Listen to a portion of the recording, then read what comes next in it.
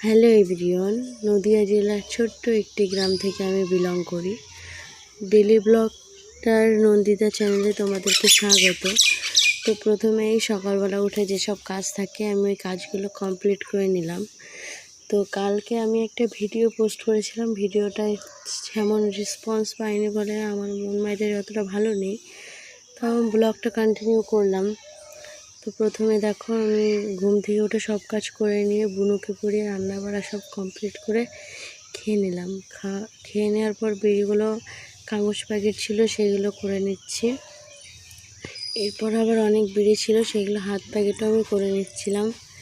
তারপর আমি তোমাদেরকে প্যাকেট করে দেখাচ্ছি আমি কতগুলো বিড়ি ঠিক প্যাকেট করলাম।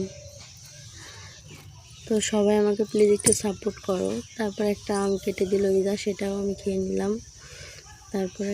তারপরে এখন আমি ছাদে গিয়েছিলাম আমাদের এইগুলো তুলতে, আচার, বড়ি, তেল, তেঁতুল এইসব। তারপরে স্নানটা করে নিলাম। তারপর একটু পরে সন্ধ্যা দিয়ে দিলাম। রাত্রে রান্নাটাও কমপ্লিট করে নিলাম। সয়াবিনের তরকারি করলাম আর রুটি করলাম। তারপর রাত্রে ডিনারটা কমপ্লিট করে নিলাম।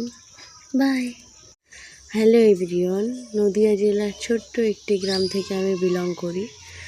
ডেলি ব্লগটার নন্দিতা চ্যানেলে তোমাদেরকে স্বাগত। তো প্রথমেই সকালবেলা উঠে যেসব কাজ থাকে আমি ওই কাজগুলো কমপ্লিট করে নিলাম। তো কালকে আমি একটা ভিডিও পোস্ট করেছিলাম, ভিডিওটায় যেমন রেসপন্স পাইনি বলে আমার মন মেজাজ অতটা ভালো নেই, তো আমি ব্লগটা কন্টিনিউ করলাম। তো প্রথমে দেখো আমি ঘুম থেকে উঠে সব কাজ করে নিয়ে বুনুকে পড়িয়ে রান্না বাড়া সব কমপ্লিট করে খেয়ে নিলাম। খেয়ে নেওয়ার পর বেরিগুলো কাগজ প্যাকেট ছিল সেগুলো করে নিচ্ছি। এরপর আবার অনেক বিড়ি ছিল, সেগুলো হাত প্যাকেটও আমি করে নিচ্ছিলাম।